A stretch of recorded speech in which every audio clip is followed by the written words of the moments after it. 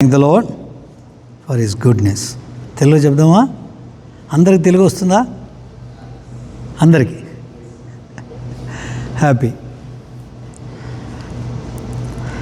ప్రభు మనలందరినీ కూడా తన ఇంటిలో తను ఆరాధించడం కొరకై మనలను సిద్ధపరిచి తీసుకొచ్చాడు.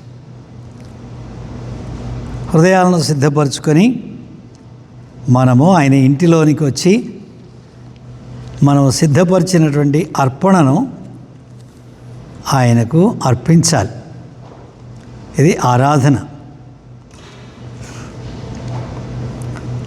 ప్రత్యేకంగా ఆదివారం అంటే ఆరాధనా దినం. దేవుడు మన జీవితంలో మనకిచ్చిన వెలుగును బట్టి, మనకిచ్చినటువంటి గొప్ప రక్షణను బట్టి ఆయనకు స్తుతి కృతజ్ఞతాస్తుతులు చెల్లించబద్ధులమై ఉంటున్నాం. ఇప్పుడు మనం లార్డ్స్ టేబుల్ ఉంది కదా,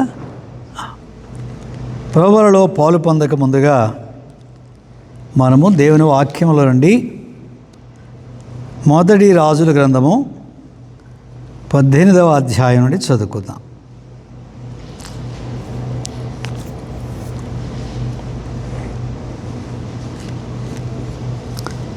ఫస్ట్ కింగ్ చాప్టర్ 18. అనేక దినములైన తర్వాత 3వ సంవత్సరమందు యెహోవా వాక్కు ఏలియాకు ప్రత్యక్షమై, నేను భూమి మీద వర్షము కురిపింపబోచున్నాను, నీవు వెళ్ళి అహాబును దర్శించుమని సెలవేయగా, అహాబును దర్శించుటకై ఏలియా వెళ్ళిపోయాను. సోమరంలో ఘోరమైన క్షామము కలిగి ఉండగా అహాబు తన గృహ నిర్వాహకుడైన ఓబద్యాను పిలిపించాను. ఈ ఓబద్య యెహోవా యందు భయభక్తులు గలవాడై యెజెబెలు యెహోవా ప్రవక్తను నిర్మూలము చేయుచుండగా గుహలో ఏవదేసి మందికి 100 దాచి అన్నపానములు ఇచ్చి వారిని పోషించను. ప్రభు ఈ వాక్యం నుండి మనందరి హృదయాలను దర్శించునుగాక. ప్రార్థన చేసుకుందాం. తండ్రి, యేసుక్రీస్తు వారి పేరు స్తోత్రములు. ఎక్కడ 2-3 నా నామమున కూడి ఉందురో వారి మధ్య నేను ఉందునని మీరు వాగ్దానం చేశారు. మీకు స్తోత్రములు నాయన. జాయిన్ వర్షిప్ ప్లేస్గా మేము మీ బల్ల చుట్టూ కూడి వచ్చాము నాయన. మమ్మల్ని కరుణించండి, జ్ఞాపకం చేసుకునండి. మా కొరకై మీరు సిద్ధపరిచినటువంటి ఈ సందేశాన్ని మాకు అనుగ్రహించండి. నీ దాసుని మరుగుపరచండి. మీరే మహిమ పొందమని మీ రక్త ప్రోక్షణ కిందకు నన్ను మమ్మల్ని తెచ్చుకొని యేసుక్రీస్తు వారి బిడ్డ వేడుకొని ప్రార్థిస్తున్నాము తండ్రి, ఆమేన్. ఓబద్యా అనేటువంటి ఒక వ్యక్తిని గురించి మనము ధ్యానం చేయబోతూ ఉంటున్నాం. గొప్ప గొప్ప వ్యక్తులు మనకు కనబడుతూ ఉంటారు. బైబిల్లో కూడా దావీదు, అబ్రహాము, ఏ రీతిగా పౌలు, పేతురు, సామాన్యమైన వ్యక్తులు కూడా దేవుని కొరకు ఎంత త్యాగం చేశారో వారి జీవితాలను కూడా ప్రభు రాయించి పెట్టాడు. ఈ ఓబద్యా లాంటి వారు మనకు బయట కనబడరు, కానీ వారు చేసిన సేవ చాలా గొప్పది. పరిశుద్ధాత్ముడు ఈ ఓబద్యాను గురించి ఈ రీతిగా వ్రాశాడు. ఈ ఓబద్యా యెహోవా యందు భయభక్తులు గలవాడు. ఇంకా మనం చూసినట్లయితే చూడండి, అదే అధ్యాయంలో ఏలియా ఓబద్యాను కలిసినప్పుడు ఓబద్యా ఏం మాట్లాడుతున్నాడో చూడండి. 12వ వచనంలో చివరి భాగం, నీ దాసుడనైన నేను బాల్యము నుండి యెహోవా యందు భయభక్తులు నిలిపిన వాడును. బాల్యకాలము నుండి యెహోవా యందు భయభక్తులు కలిగిన వాడు. మనలో కొంతమంది 18 ఏళ్ళు లేక 20 ఏళ్ళు 30 ఏళ్ళు అప్పుడు కూడా ప్రభువుని నమ్ముకున్న వారు ఉన్నాం. అంటే మరికొంతమంది జీవితంలో సగమైన తర్వాత నమ్ముకున్న వారు ఉన్నారు. అయితే బాల్యము నుండే ప్రభునందు భయభక్తులు గలవాడు అంటే తన జీవిత ఆరంభం నుంచే ప్రభువును మహిమపరిచినవాడు, ప్రభువును సేవించినవాడు. నీ బాల్య దినములందే నీ సృష్టికర్తను స్మరణకు తెచ్చుకునము అని ప్రభు చెప్తూ ఉన్నాడు. ఎందుకంటే లోకం యొక్క భ్రష్టత్వాన్ని అనుభవించకుండా, లోకం యొక్క చెడుగును రుచి చూడకుండా బాల్యములోనే జీవము గల దేవుని యందు విశ్వాసం ఉంచి రక్షించబడిన వారి యొక్క జీవితాలు ప్రభువుకి ఎంతో పరిమళ వాసనగా ఉంటాయి, ఎంతో మహిమకరంగా ఉంటాయి. కొంతకాలం పాపంలో జీవించి ప్రభు యొక్క కృప ద్వారా రక్షించబడిన వారు ఉన్నాం మనం. అయితే ఇలాంటి వ్యక్తులకు శోధనకరమైన స్థలాలు ఉన్నాయి. మనము పాపపు స్వభావంలో పుట్టాం, ఆ పాపపు స్వభావం మనలో ఉన్నది. ఈ పాపపు స్వభావంలో మనము ప్రభుని ఎరగకుండా జీవించినటువంటి దినాల్లో చేసిన పాపాలన్నీ అనేకసార్లు జ్ఞాపకం వస్తూ ఉంటాయి. ఉదాహరణ చూడండి, ఒక త్రాగుబోతువాడే ఉన్నాడు. చాలా సంవత్సరాలు త్రాగుడు జీవితంలో జీవించాడు. ప్రభు కనికరించాడు, రక్షించాడు. వీడు ఒంటరిగా ఉన్నప్పుడు, లేకపోతే ఎక్కడైనా భ్రాంతి దుకాణం కనపడినప్పుడు వాడు శోధించబడడానికి అవకాశం ఉన్నది. మరికొంతమంది అయితే శోధనలో పడిపోయేవారు కూడా ఉంటారు. అంటే వారి జీవితాల్లో పడడమో లేవడం ఇలాగుంటుంది. అది అందరూ ఆ రీతిగా ఉంటారని కాదు, కానీ అనేక మంది జీవితాలు ఆ రీతిగా ఉంటాయి. పాపం యొక్క రుచి చూసిన వాడు శోధించబడతాడు, శత్రువు చేత శోధించబడతాడు. అయితే బాల్యములోనే ప్రభును సేవిస్తే, ప్రభుని ఎరిగి ఉంటే వానిలో పాప స్వభావం ఉన్నమాట నిజమే, కానీ వానికి పాపం యొక్క రుచి తెలియదు కనుక వాడు శోధనకు లొంగిపోడు. అందుకని మన పిల్లలను మనం బాల్య దినాల్లోనే ప్రభువులోనికి తీసుకొని రావాలని ఆశపడుతూ ఉంటాం. నీ బాల్య దినములందే నీ సృష్టికర్తను స్మరణకు తెచ్చుకో అని ప్రసంగి పెద్ద థీసిస్ రాసి చివరికి ఏమైనా ముగించా అంటే, the whole duty of man kind is to fear the lord అన్నాడు. ఆయన ఎంతో లాజిక్, లేకపోతే ఆయన థీసిస్ డెవలప్మెంట్ మీరు చూస్తే తన అనుభవంలో అనేకమైన వాటిని అనుభవించి అవి వ్యర్థము, ఇందులో కాదు మరొక దానిలో సంతోషం ఉందని దాన్ని వెంబడించాడు. అది వ్యర్థమని తెలిసినప్పుడు మరొక దానిని. ఇదంతా అయిపోయిన తర్వాత ఆయన రాసిన మాట ప్రసంగి 11:12 మనం చూసినప్పుడు, నీ బాల్య దినముల యందు నీ సృష్టికర్తను స్మరణకు తెచ్చుకొను. ఫైనల్ కంక్లూషన్ అది, ద హోల్ డ్యూటీ. మానవ కోటికి విధి ఇదియే, యెహోవా యందు భయభక్తులు కలిగి ఉండటం. ఈ ఓబద్య బాల్య దినములందే యెహోవా యందు భయభక్తులు గలవాడు. ప్రియులారా, ఆ దినాలు ఎలాంటివి, ఎలాంటి దినాల్లో ప్రభునందు భయభక్తులు కలిగి ఉన్నాడు అనేది మనం గమనించాలి. ఆహాబు పరిపాలిస్తున్నాడు. ఆహాబు భార్య అయిన యెజెబెల్ ఉన్నది, బహు దుష్టురాలు, దుర్మార్గురాలు. దేశమంతా కూడా బయలు ఆరాధనే.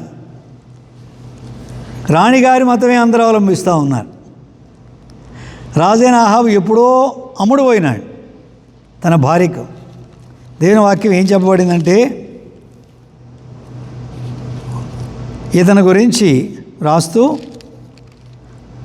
తన భార్య మాట విని చెడుతనాన్ని జరిగించినటువంటి అహాబు వంటి వాడు ఎవడు కూడా లేడంట.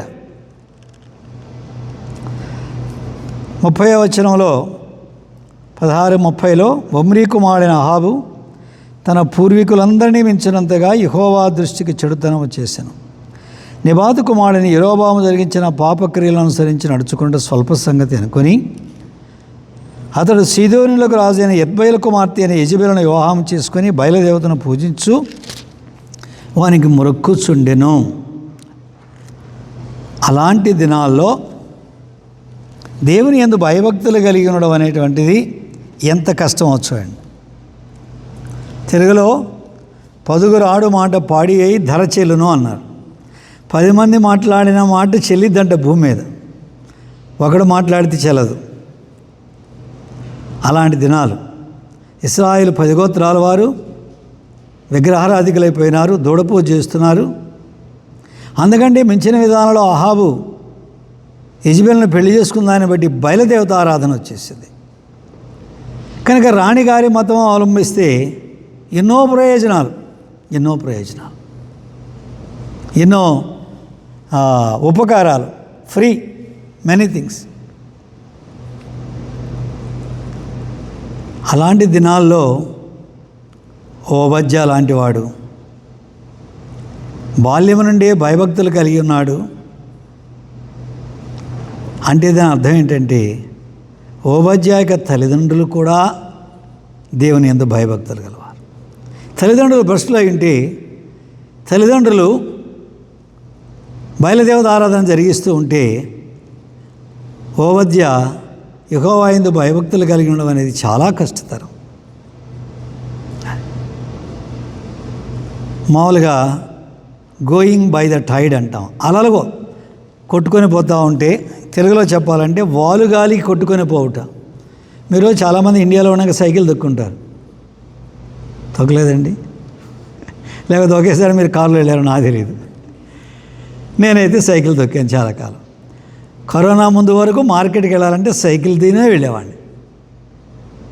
కారు ఉన్నా స్కూటర్ ఉన్నా సైకిల్ మీదనే వెళ్ళేవాడిని. 1 కిలోమీటర్ కోసం ఎందుకు ఇంత పొల్యూషన్ చేయాలా, ఇంత ఫారిన్ ఎక్స్చేంజ్ ఎందుకు వేస్ట్ చేయాలా, అది నా భావన. సరే, మనము గాలికి ఎదురుగా ఉన్నప్పుడు ఈ పెడలింగ్ చేయడం చాలా కష్టం. గాలి వాలుగా ఉన్నప్పుడు సింపుల్ పెడలింగ్ మన యొక్క వేగాన్ని పెంచుతుంది. అంటే మన పెడలింగ్ అంటే మన ఫోర్స్కు విండ్ ఫోర్సు యాడ్ అయినప్పుడు మన వెలాసిటీ పెరిగిపోతూ ఉంటుంది. సో మనం గాలికి కొట్టుకొని పోవడం అంటాం దాన్ని. ఆ రీతిగా అహాబు దినాల్లో అందరూ కూడా బయలు ఆరాధన కొరకై ఆరాధనలో నిమగ్నమైపోయారు. 400 మంది బయల ప్రవక్తలు, 450 మంది అషేరా ప్రవక్తలు యెజబెల్ దగ్గర ఉన్నారు. వీళ్ళందరూ కూడా యెజబెలు బల్ల దగ్గర భోజనం చేస్తున్నారు. ఆ దినాల్లోనే యెహోవా ప్రవక్తలు, మనకి ఏలియాను గురించి మాత్రమే తెలుసు. అయితే ఓబద్యా యెహోవా ప్రవక్తల్లో 100 మందిని 50 మంది చొప్పున 2 గుహల్లో దాచిపెట్టి ఉదయము సాయంకాలం వారికి రొట్టెను నీళ్ళను అందించాడు. ఆ రీతిగా 100 మంది ప్రవక్తలు ఆ కష్టకాలంలో కాపాడబడినారు.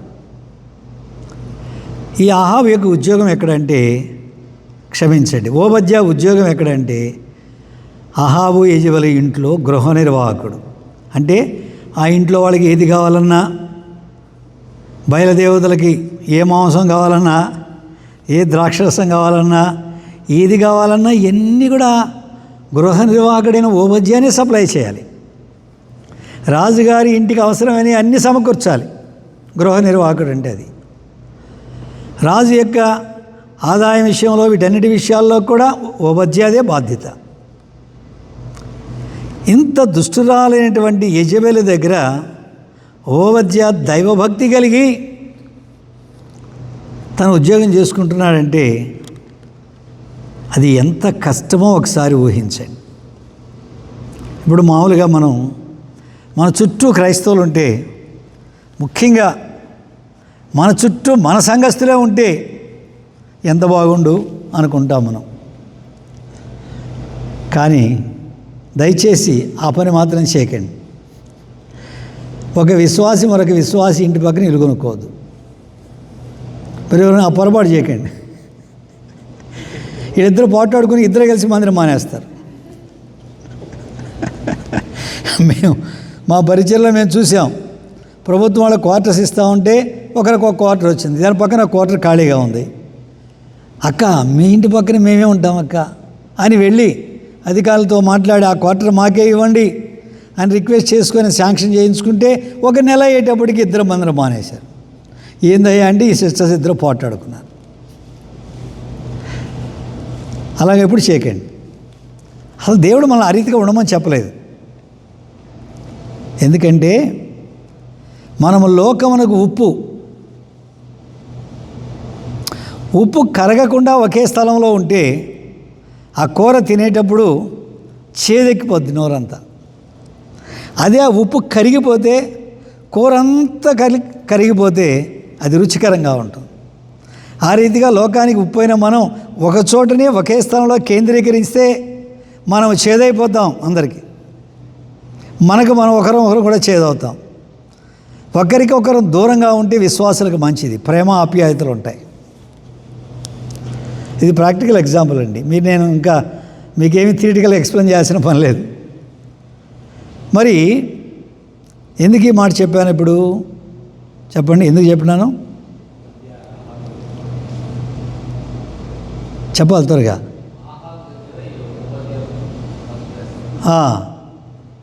మరి భక్తిహీనులైనటువంటి ప్రజలు మన చుట్టూ ఉండొచ్చు, అన్ని మతాల వాళ్ళు.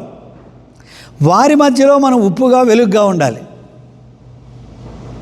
అది ఇప్పుడు ఓబద్య భక్తిహీనులైనటువంటి రాణి, భక్తిహీనుడైన రాజు వారి ఇంటిలో గృహ నిర్వాహకతో పరిచర్య చేస్తూ ప్రభువును నమ్మకముగా సేవిస్తున్నాడు. తరువాత యెజెబెలుకు తెలియకుండా యెహోవా ప్రవక్తలకు ఆహారం అందిస్తున్నాడు, నీరు అందిస్తున్నాడు. ఇది గనక యెజెబెలుకు తెలిస్తే ఓబద్యా యొక్క ప్రాణం పోతుంది. ఎంతోమందిని చంపించింది, ఆమెకు ఓబద్యా ఎక్కువేం కాదు, అంత క్రూరురాలు. అంటే ఓబద్యా యొక్క సేవ ఎంత గొప్పదో చూడండి. ప్రాణమునకు తెగించి ప్రభు పనిచేశాడు. చూడండి, రోమీయులకు రాసిన పత్రిక 16వ అధ్యాయం చదవండి, 3-4 వచనాలు.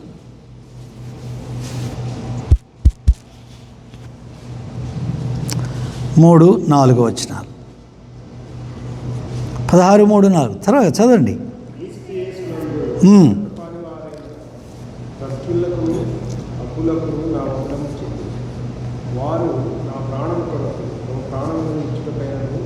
తెగించిరి. పౌలు కొరకు తమ ప్రాణం ఇవ్వడానికి తెగించారంట వాళ్ళు. అది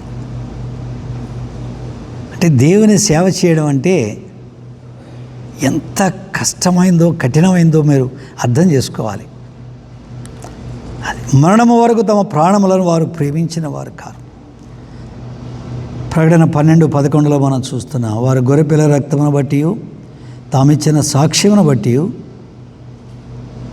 వారు అపవాదిని జయించి ఉన్నారు, కానీ మరణము వరకు తమ ప్రాణములను ప్రేమించిన వారు కారు.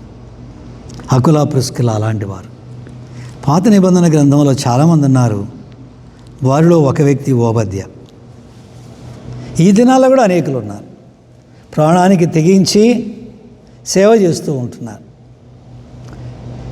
మరి ఇప్పుడు మన దేశంలో, అంటే అమెరికాలో కాదు, భారతదేశంలో ఉత్తరప్రదేశ్లో క్రైస్తవుడు అని తెలిస్తే, లేక ఒక సంఘ పాస్టరు అని తెలిస్తే తీసుకెళ్ళి వారి మీద ఫాల్స్ ఎక్యుజేషన్, మతం మారుస్తున్నాడు అనేటువంటి ఎక్యుజేషన్ చేసి జైల్లో వేస్తున్నారు. బెయిల్ దొరకడం లేదు. వారిని టాయిలెట్స్ ప్రక్కన నిద్రపెడుతూ వాళ్ళకి స్థలం ఇస్తున్నారు, చలిలో పడుకోబెడుతున్నారు, టాయిలెట్ శుభ్రం చేయిస్తున్నారు వాళ్ళ చేత, ఆహారం ఇవ్వరు. మీరు ఎవరైనా తెలిసిన వాళ్ళ ద్వారా ఎంక్వైరీ చేయండి. ఎంతగా ప్రజలు మన దేశంలోనే శ్రమ పడుతున్నారు, కొట్టబడుతున్నారు, అవమానపరచబడుతున్నారు. అలాంటి దినాల్లో భయపడక వాక్యం ప్రకటించేటువంటి సేవకులు ఇప్పుడున్నారు. వారు కూడా జైలుకి వెళుతున్నారు. మరి ఈనాడు డెమోక్రటిక్ కంట్రీ అని చెప్పుకునేటువంటి మన దేశంలోనే ఇలాగుంటే, ఆ దినాల్లో రాజుల కాలంలో రాణిగారికి వ్యతిరేకంగా యెహోవా ప్రవక్తలను దాచిపెట్టి భోజనం పెడుతున్నాడంటే ఓబద్యా ప్రాణాన్ని ఎంతగా తెగించినాడో చూడు, ఆలోచించు. సింపుల్గా ఒక మాట ఓబద్యా అని చదువుకొని వెళ్ళిపోతూ ఉంటాం. కానీ ఈ ఓబద్యా యొక్క త్యాగము 100 మంది దైవ సేవకులను లేక యెహోవా ప్రవక్తలను దాచిపెట్టాడు. అంటే తన ఉద్యోగాన్ని లెక్క చేయలేదు. రాణిగారి కోపం వస్తే ఉద్యోగం తీసేస్తుంది. ఈ పని యెహోవా ప్రవక్తలను దాచిపెట్టిన సంగతి తెలిస్తే ప్రాణమే తీసేస్తుంది. మరి ఓబద్యా ఈ రెండింటినీ ఎరిగినవాడు. ప్రభువా, బ్రతుకుడైతే నీ కొరకే, చావైతే లాభం అని పౌలు చెప్పినట్లుగా ఓబద్యా పలికాడు. మనకు రాయబడలేదు, అది ఊహించుకోండి. తనకు ఎదురయ్యేటువంటి పరిస్థితి ఏంటో తనకు బాగా తెలుసు. తనేం తీర్మానం చేసుకున్నాడు, ప్రభువా నీ ఇష్టం, ఎంతోమంది యెహోవా ప్రవక్తలు చనిపోయారు, యెజెబెల్ ఒకళ్ళను చంపిందా, అది నీకేం మహిమ అని ప్రాణానికి తెగించి దేవుని ప్రవక్తలను కాపాడినటువంటి గృహ నిర్వాహకుడైన ఓబద్యా సామాన్యమైన వ్యక్తి. రాజు కాదు ఆయన, గొప్ప ప్రవక్త కాదు, ఉద్యోగం చేసుకునే నీ వంటి వాడు నా వంటి వాడు. ఎంత సేవ చేశాడో ఒకసారి మీరు ఆలోచన చేయండి. ఇంటికి వెళ్ళినాక మళ్ళా చదవండి ఓబద్యాను గురించి. మరొక మాట ఏంటంటే, ఓబద్యాను గురించి మనం నేర్చుకున్న మాట, వారికి ఉదయమున సాయంకాలమున రొట్టె నీరు వారికి అందిస్తున్నాడు. 13వ వచనంలో యెహోవా ప్రవక్తలలో 100 మందిని ఏబదేసి మంది చొప్పున దాచి అన్నపానములు ఇచ్చి వారిని పోషించి తిని,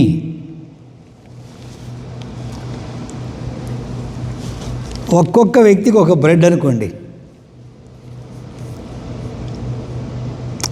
1000 మందికి 1000 బ్రెడ్లు ఇవ్వాలి. ఎంత ఖరీదో ఒకసారి ఈ రోజుల్లో క్యాలిక్యులేషన్ చేయండి. అది కరువు దినాలు, వర్షాలు లేవు, కరువు ఉంది. ఆ కరువు దినాల్లో ఒక బ్రెడ్ ఎంత ఖరీదం ఉంటుంది? మరి రోజుకి 1000 రొట్టెలు కావాలి.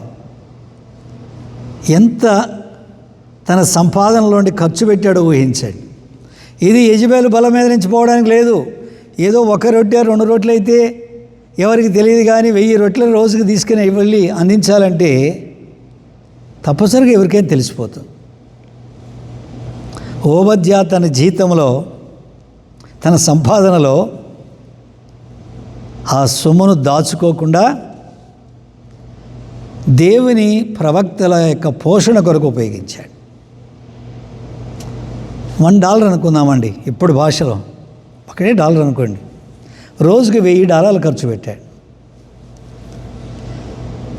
3.5 సంవత్సరాలు అంటే ఇంత ఎన్ని రోజులు చెప్పండి? 1180 ప్లస్ 1460 రోజులు, 1260 ఇంటూ 1000 చెప్పండి. ఎంత? $8,000 $1.2 మిలియన్ ఖర్చు పెట్టాడు. మనం ఊరికడ చదువుకొని వెళ్ళిపోతాం. వారి సమర్పణ ఏంటి, వారి త్యాగం ఏమిటి, దేవుని సేవకులను పోషించడానికి ఏ రీతిగా తనకు కలిగిందంతా కూడా ఖర్చు పెట్టుంటాడు. బహుశా తన ఉద్యోగం చేస్తూ తాను నిల్వ చేసుకున్నటువంటి ఆస్తి అంతటినీ కూడా దేవుని సేవకులను పోషించడానికి ఉపయోగించి ఉండవచ్చు. మీరు $1 మిలియన్ సేవ్ చేయాలంటే ఎన్ని సంవత్సరాలు ఉద్యోగం చేయాలి చెప్పండి? ఇప్పుడు మీరందరూ $1 మిలియన్ ఇల్లు కొంటారు, మంత్లీ కొంత రీపేమెంట్. ఎన్ని సంవత్సరాలు అది? 30 ఇయర్సా 40 ఇయర్సా? 30-40 ఇయర్స్. అంటే ఇంకా దాని దగ్గర ఏమీ లేదనమాట. ఏ రీతిగా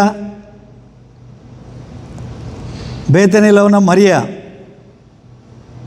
మిక్కిలి ఖరీదైన అచ్చ జటామాంసి అత్తరుతో ప్రభువైన యేసుక్రీస్తు వారిని అభిషేకించిందో,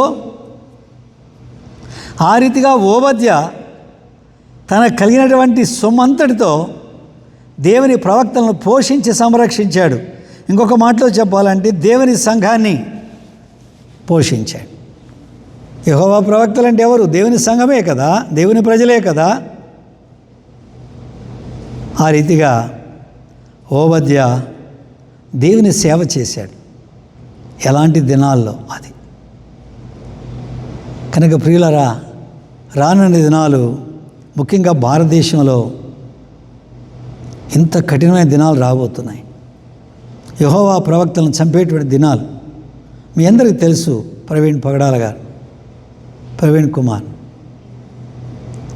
ఇంకా ఆ రీతిగా మనకి తెలియకుండా ఎంతమంది ఉన్నారో.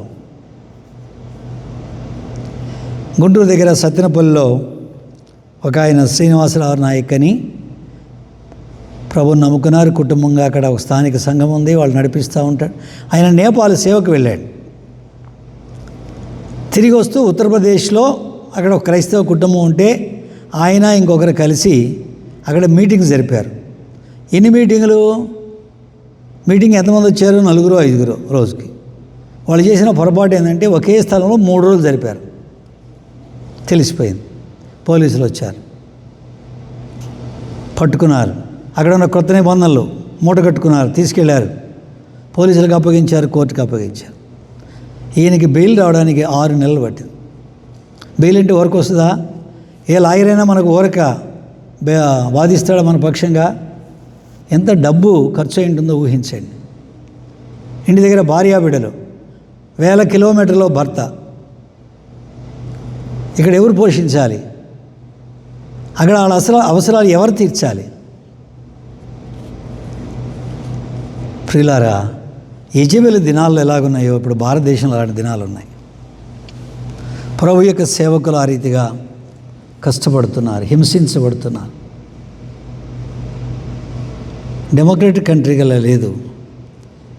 ఉదాహరణకి నాలాంటి వాడు బైబిల్ వేగేసుకొని, రాజకుమారు బైబిల్ వేగేసుకొని ఉత్తరప్రదేశ్లో నడిస్తే చాలు, ఏం సువార్తలు పత్రికలు ఇవ్వాల్సిన పని లేదు, ఇంకంతే మాయం.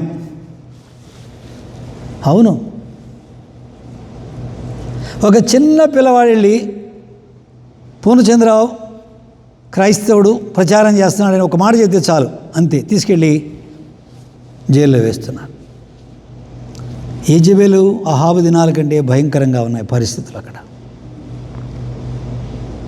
మీ అందరికీ తెలిసే ఉంటుంది. ఛత్తీస్గఢ్లో కేరళకు చెందిన 2 నన్స్, పెద్ద వయసు గలవారు, క్యాన్సర్తో బాధపడుతూ చివరి దినాల్లో ఉన్న వారికి సేవ చేస్తూ ఉంటున్నారు. అలాంటి వారిని 2 అరెస్ట్ చేశారు. ఎంతమంది విన్నారు ఇది? గుడ్. అంటే నేను అబద్ధాలు చెప్పడం లేదు కదా, అందుకు అడుగుతున్నా. కథలు కాదు ఇవి, నిజం. వాళ్ళిద్దరిని అరెస్ట్ చేస్తే కోర్టుకి వెళ్తే ఇలాంటి కేసులు నాకు తెలియదు, స్పెషల్ కోర్టుకి వెళ్ళిపోమని పంపించేసాడు. బెయిల్ లేదు, కస్టడీలో ఉన్నాను. కేరళ ఎంపీస్కి తెలిసి ఆ ఎంపీస్ వెళ్ళి ఆ రాష్ట్ర ముఖ్యమంత్రిని కలుద్దామంటే ఇంటర్వ్యూ కూడా ఇవ్వలేదు. ఆ ఎంపీస్ పార్లమెంట్లో, అందులో ఒక ఆయన పార్లమెంట్లో దాన్ని బయటికి తీసుకొచ్చి వివరించాడంతా. చూసారా ఎలా ఉన్నాయో పరిస్థితులు, ఏ లెవెల్లో. అంటే ఒక నన్స్ని, సేవ చేసేటువంటి నన్స్ని జైల్లో పెడితే వారిని విడిపించడానికి పార్లమెంట్లో రైజ్ చేయాల్సి వచ్చింది ఇష్యూ. అంటే నో వన్ కేర్స్ యూ. నువ్వు చెప్పే మాట వినేవాళ్ళు లేడు, క్రైస్తవ పక్షంగా మాట్లాడేవాళ్ళు లేరు.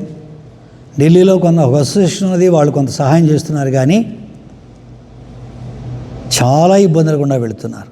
యెజబెలు అహాబు దినాలు ఎలాగున్నాయో ఆ రీతిగా ఇండియాలో కొన్ని రాష్ట్రాల్లో ఆ రీతిగా ఉన్నాయి. ఇలాంటి దినాల్లో ఓబద్యా లాంటి వారు కొంతమంది ఉండి ఈ జైల్లో ఉన్న వారి కొరకై వారి బెయిల్ కొరకు ఖర్చు పెట్టేవారు కొంతమంది ఉన్నారు. వారిని బట్టి ప్రభుకి స్తోత్రం చెల్లిస్తూ ఉన్నాం. కనుక ప్రియులారా, ఓబద్యా బాల్యము నుండి యెహోవా యందు భయభక్తులు కలిగి దేవుడు తనను ఉంచినటువంటి భక్తిహీనుల యొక్క ఇంటిలో గృహ నిర్వాహకుడిగా ఉండి తన ప్రాణాన్ని కూడా లెక్క చేయకుండా యెహోవా ప్రవక్తలను దాచిపెట్టి తన సొంత సొమ్ముతో వారిని పోషించాడు.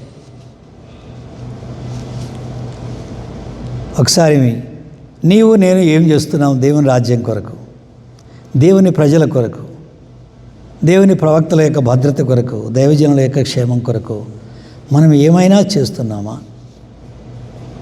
We are free. ఇక్కడ మనం పట్టుకునే వాళ్ళు ఎవరు లేరు. అయితే ఈ దేశానికి కూడా అలాంటి పరిస్థితులు రావడానికి ఎంతో దూరంగా లేవు.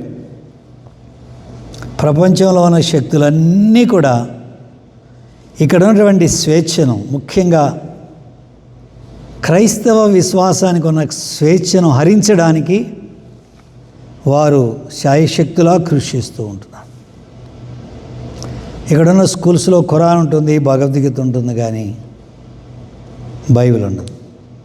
అది రిలీజియన్ అంటారు, అది కల్చర్ అంటారు ఆ పుస్తకాలని. ఆ మత సంబంధమైన పనులు ఏమైనా చేయొచ్చు, కానీ బైబిల్ బోధించిన ఇబ్బందికరమైన పరిస్థితులు ఉంటున్నాయి. అలాంటి దినాల్లో మనం ఉన్నాము. ఎందుకు ఈ సంగతి అంతా మీ మధ్యకు మధ్యాహ్న కాలం, ఈ సాయంకాలం తీసుకురాబడిందంటే, ఇలాంటి పరిస్థితులు మనకు రాబోతూ ఉండగా మనం ఏ రీతిగా కాపాడుకుంటున్నాం, ఏ రీతిగా మనల్ని మనం సిద్ధపరచుకుంటూ ఉంటున్నాం. అలాంటి పరిస్థితులే సంభవిస్తే మనం ఓబద్యా వలె కొంతమందిని దాచిపెట్టగలమా? కొంతమందికి ఆహారం వేయగలమా? మీ అందరికీ తెలుసు కదా కొరిటెన్ బూమ్ గురించి. హిట్లర్ యూదులను చంపుతూ ఉంటే ఆ కుటుంబం వారు యూదులను దాచిపెట్టి పోషించినందుకు వారు చెరకప్పగించబడారనే సంగతి మీ అందరికీ తెలుసు కదా. కొరిటెన్ బూమ్ గురించి తెలీదా? చేయొద్దండి ఒక్కరు. బ్రదర్, ఒక వారం ఆ వీడియో ప్లే చేయండి వాళ్ళకి. క్రైస్తవులుగా మీరు ఇవన్నీ తెలుసుకోవాలి. వాళ్ళు Christian family. Corrie ten Boom, Germany. వారు ఎంతోమంది యూదులకు ఆహారం ఇస్తే చివరికి జైల్లో వేశారు. భయంకరమైన హింస అక్కడ. ఆ రీతిగా కొంతమందిని వాళ్ళు నిర్దోషులని తెలిస్తే వారిని విడుదల చేయడానికి తీర్మానం చేశారు. ఎవరెవరిని విడుదల చేయాలి అంటే వారికి జైల్లో ఉన్న వాళ్ళందరికీ నంబర్స్ ఇస్తారు. ఆ లిస్ట్ తయారు చేసేటప్పుడు వాడు టైప్ మిస్టేక్ చేసి 7 బదులు ఇంకొక 6, 5 కొట్టాడు. ఆ నంబర్ ఎవరిదంటే కొరిటెన్ బూమ్ది. దేవుడు ఆ రీతిగా ఆమెకు విడుదల కలగజేశాడు. ఆమె వచ్చి ప్రపంచమంతా దర్శించిన తర్వాత అనేకులకు జరిగిన విషయాలు, అక్కడ జరిగిన సత్యాలన్నీ చెప్పారు. ఇజ్రాయెల్ దేశస్థులు ఆమెకు రైచువస్ జెంటైల్ అని అవార్డు ఇచ్చారు. ఆమె చివరి దినాలు ఇక్కడే కాలిఫోర్నియాలో ఉండి మహిమలోనికి వెళ్ళిపోయారు.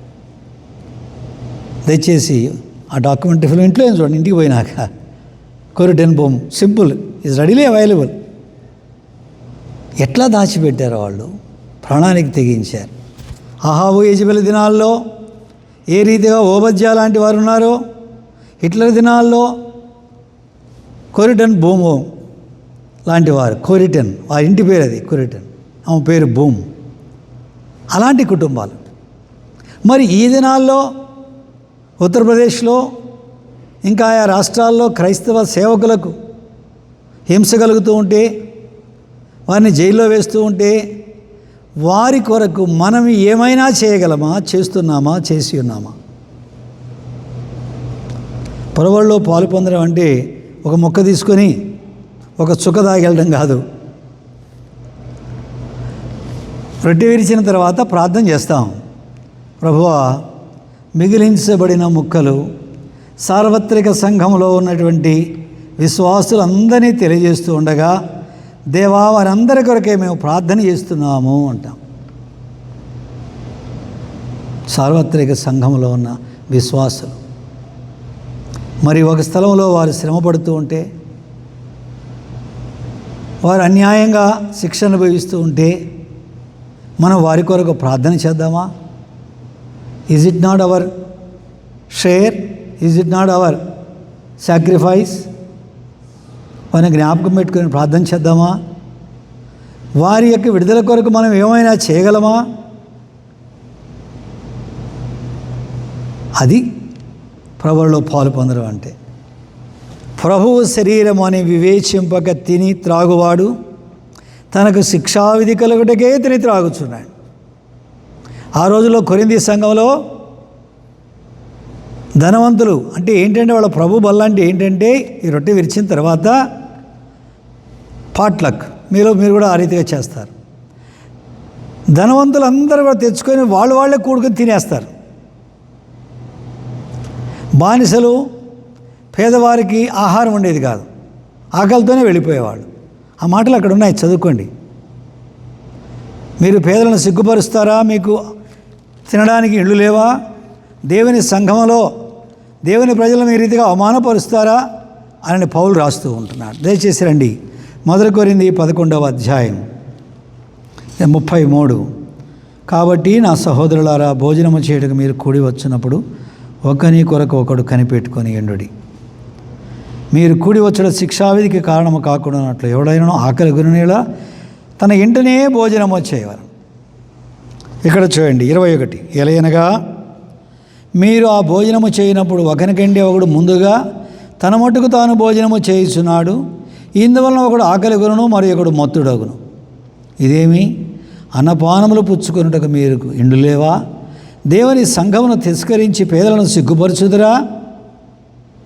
కనుక కొరింథీ సంఘంలో ఆ రీతిగా ఎవరి మటుకు వాళ్ళే తినేస్తున్నారు, పేదల సంఘం ఎవరు పట్టించుకోలేదంట. ఆ రీతిగా దేవుని సంఘాన్ని వారు అవమానపరుస్తూ వచ్చారు. కనుక ప్రభువులలో రొట్టె విరిచి వెళ్ళిపోవడం అనుకోకండి ప్రియులారా. నువ్వు రొట్టె విరుస్తున్నావు, ఆ పాత్రలను త్రాగుతున్నావు అంటే సార్వత్రిక సంఘములో ఉన్న ప్రతి విశ్వాసి విషయంలో నీకు నాకు బాధ్యత ఉన్నది. వారి కొరకు ప్రార్థించేవారిగా ఉండాలి, వారి కష్టములో ఆదుకునేవారిగా ఉండాలి. రేపు పరలోకంలో వారు మనం కలిసి ఉండబోతున్నాం. వారికేమో కిరీటాలు, బహుమానాలు, మనమేమో ఒట్టి చేతులతో ఉండాల్సిందే. ప్రకటన 20వ అధ్యాయంలో చూసినప్పుడు ఆయన వారి కనుల ప్రతి బాష్ప బిందువును తుడుచును. పరలోకంలో కన్నీరేంటి? ఆ దినాన అందరికీ బహుమానాలు, కిరీటాలు వస్తుంటే ఏమీ లేని వాళ్ళు ఉంటారంట. కొంతమంది ఏడుస్తారంట. అప్పుడు అయ్యో ప్రభువా, నేను ఒక్కరికి ఒక రొట్టె ముక్క కూడా వేయలేదే. ఓబద్య రోజుకి 1000 రొట్టెలు ఇచ్చాడు, నేను ఎవరికి రొట్టె కూడా ఇవ్వలేదే, ముక్క కూడా ఇవ్వలేదే, నేను $1 కూడా ఇవ్వలేదే అని ఏడుచ్చినప్పుడు ప్రభు కన్నీళ్లు తుడుస్తాయి. ఇంకేం చేసేదేం లేదు, బహుమానాలు లేవు, కిరీటం లేదు, తమ మట్టుకు తాము రక్షించబడతారు. ఇవన్నీ బైబిల్లో ఉన్న మాటలే. 1 కొరింథీ 3 చదువుకోండి. కనుక ఈనాడు క్రియల వలన రక్షణ లేదండి, రక్షణ ఉచితం. రక్షించబడిన తర్వాత ప్రభు మన కొరకై ముందుగా సిద్ధపరిచిన సత్క్రియలు చేయడానికి మనం పిలువబడ్డాం. ఈ సత్క్రియలకు కిరీటము, బహుమానాలు. ఆత్మరక్షణ కొరకు ప్రయాసపడిన వారు, ఆత్మలను భద్రపరచడంలో ప్రయాసపడిన వాడు, తెలియకయే అనేకల కొరకు చేసిన ప్రార్థన నీకు బహుమానం ఇస్తాం.